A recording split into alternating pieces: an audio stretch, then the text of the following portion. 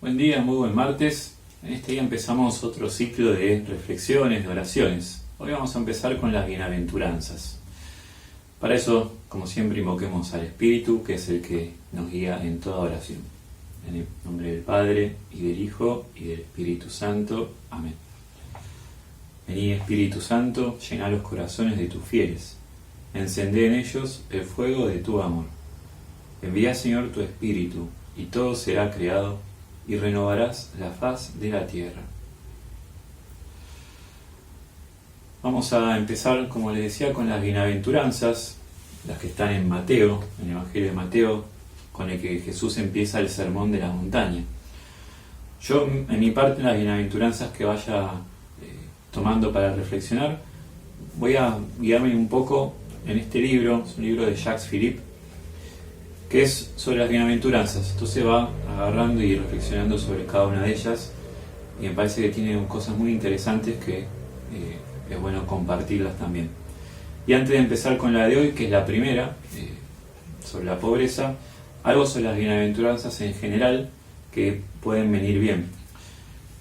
Dice: el Evangelio de las Bienaventuranzas es una respuesta de Jesús a la pregunta ¿cómo recibir al Espíritu Santo?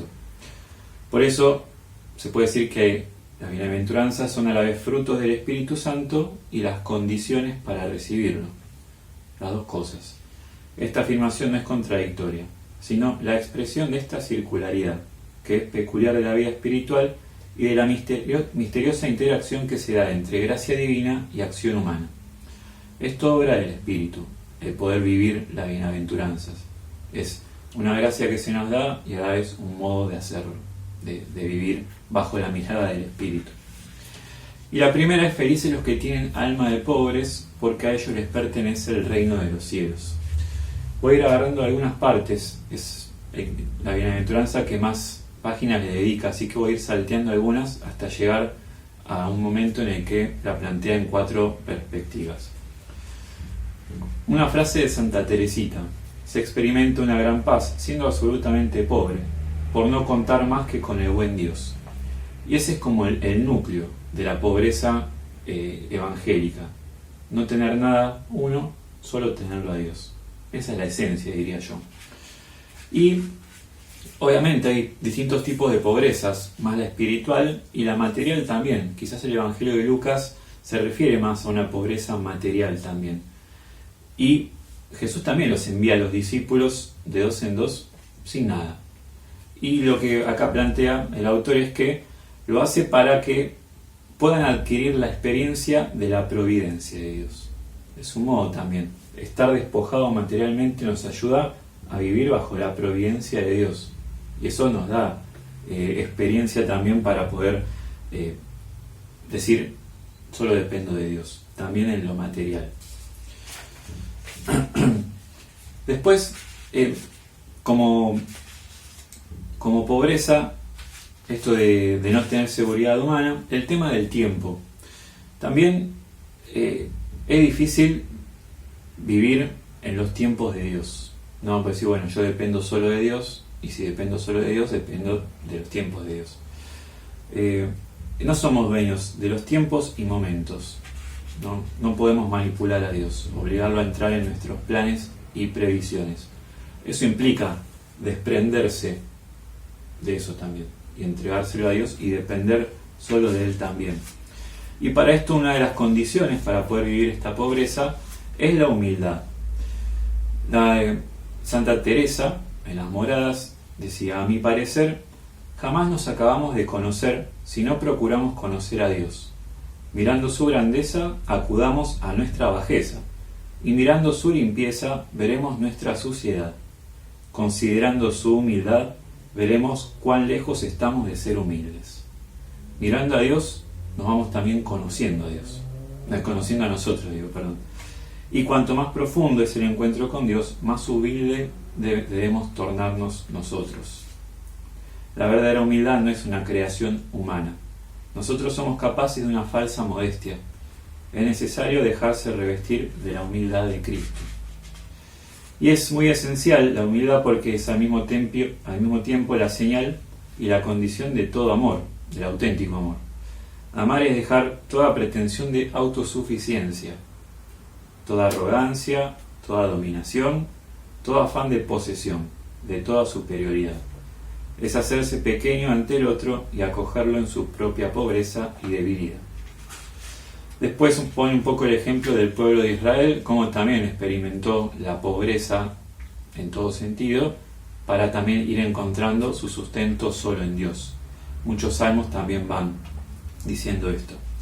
Y después esto que decía que va dividiendo en 4 partes, dice la pobreza en relación con Dios, en relación con los demás, en relación con uno mismo y en relación con la vida. Y ahí voy diciendo alguna cosita de estas cosas y ya termino.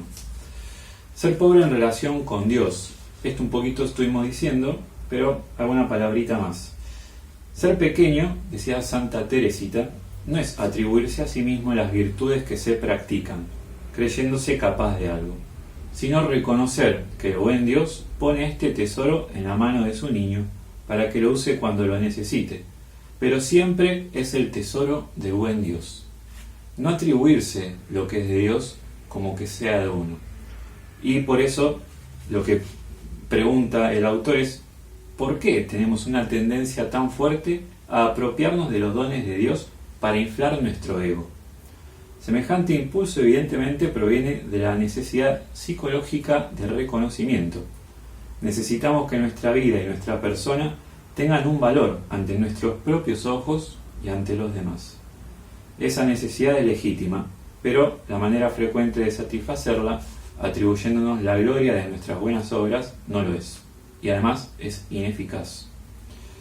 Y el error está en pretender hacer de nosotros mismos nuestro tesoro. En el fondo es eso, no decir que el tesoro que tenemos es Dios. Decimos, yo soy mi tesoro, yo merezco reconocimiento y es mío, y lo termino poseyendo. Y de ahí el tema de la pobreza, soltarlo, no es mío, es de Dios, y Él se lo atribuye. Cuanto más pobres seamos, más ricos seremos. Son las paradojas de Dios, ¿no? Ser pobre en espíritu significa aceptar la total dependencia de la misericordia de Dios. Somos servidores inútiles, en el sentido de que somos dispensadores de la misericordia de Dios, de su tesoro. Y con esto, una cosita más. Es un aspecto muy importante de la pobreza de corazón. No reclamar nada, no demandar nada por el bien que hemos realizado. Hacer lo que tenemos que hacer y confiar en Dios. Eso no siempre es fácil, pero porque supone mucho desprendimiento y confianza en Dios. Si Él es nuestro tesoro, ya está, no necesitamos más nada. Ser pobre en relación con uno mismo. Es necesario aceptar ser siempre pobres y sin fuerzas, y eso es lo difícil, porque al verdadero pobre de espíritu, ¿quién lo va a encontrar? Todo esto lo dice Santa Teresita. Hay que buscarlo muy lejos, dice el salmista. No dijo que hay que buscarlo entre las almas grandes, sino muy lejos, es decir, en la bajeza, en la nada. Mantengámonos muy lejos de todo lo que brilla. Amemos nuestra pequeñez. Deseemos no sentir nada. Entonces seremos pobres de espíritu, y Jesús irá a buscarnos por lejos que nos encontremos. Es interesante esto, porque no nos gusta ser pobres. No nos gusta ni nuestro límite, no nos gusta, pero si consideramos nuestra nada y que se la podemos entregar a Dios y podemos depender solo de Él, ahí realmente no nos pesa tanto ese límite. La pobreza radical, reconocida y aceptada, se convierte en un lugar de efusión del Espíritu Santo. Si nos desprendemos de eso, el Espíritu Santo puede hacer su obra, si no, no. Ser pobre con relación al prójimo, esto lo sintetizo para no leer demasiado. No somos dueños del otro, por tanto no podemos exigirle nada al otro, no podemos ni apropiarnos del otro ni poseerlo. Hay que tener cuidado cómo son nuestros vínculos, y porque a veces nuestro amor es posesivo. Queremos tener al otro, poseerlo, incluso de una manera inconsciente, pero terminamos como Sí, pensando que nos corresponde algo. El otro es un hijo de Dios y le pertenece solo a Dios. Obviamente, hay vínculos y vínculos, familiares, amigos, gente que nos quiere, que en ese vínculo no puede decir, che, esto, che, lo otro, pero nunca terminar de exigir totalmente, ni de poseerlo. Y en eso hay que ser muy sincero con uno mismo. Y después, pobreza en relación con la vida. Esto es muy interesante. Cita la frase de Job: el Señor me lo dio, el Señor me lo quitó, bendito sea el nombre del Señor. Tomar la vida, sí. Lo que tenemos es regalo de Dios. Si nos lo da, nos lo puede quitar. Bendito sea Dios. Y las verdaderas pobrezas, dice, no son las que se eligen, son las que la vida nos impone.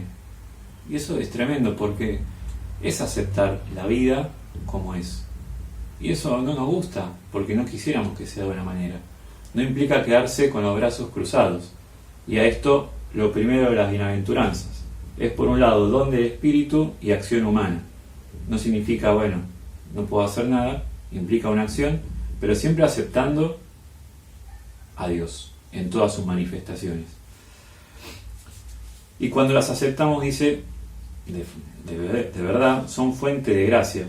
Nos hacen descubrir el amor y la fidelidad de Dios como la única verdadera riqueza que puede colmar nuestras expectativas y que nada ni nadie nos puede quitar.